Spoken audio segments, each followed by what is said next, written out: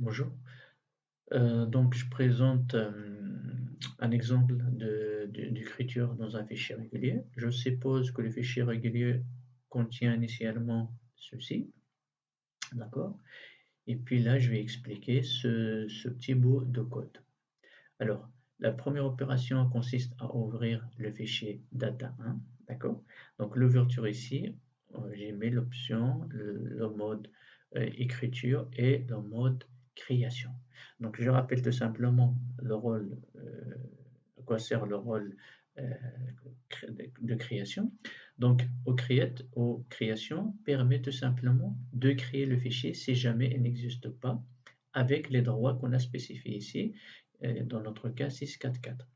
Bien sûr, dans notre exemple, recreate ne sert absolument à rien parce que le fichier existe déjà, donc il ne va pas le recréer, d'accord?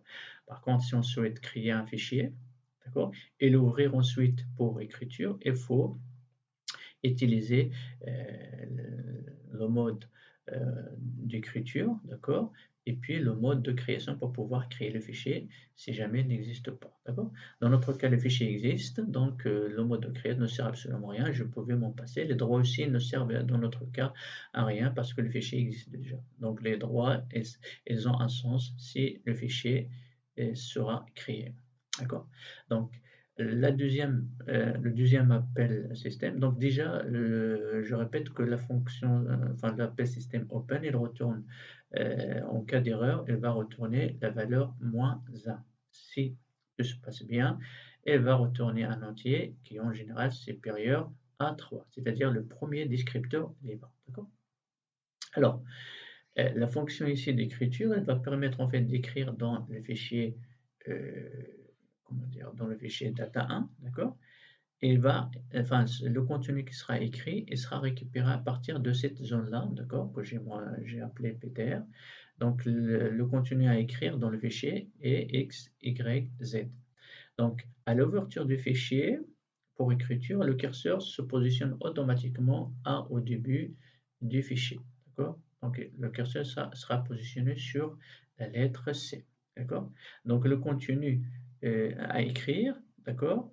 Donc l'écriture va se faire au début du fichier, d'accord? Et au fur et à mesure de l'écriture, le contenu du fichier sera écrasé par et sera remplacé par le nouveau contenu. Donc à la place, donc au début, à l'ouverture du fichier, le curseur va se positionner sur la lettre C, d'accord? Donc au fur et à mesure qu'on écrit, le contenu sera écrasé. Donc à la place de la lettre C, on va écrire X, d'accord? À la place de E, donc la lettre E sera remplacée par Y et la lettre C sera remplacée par Z. Finalement, on obtiendra ça comme contenu final du fichier.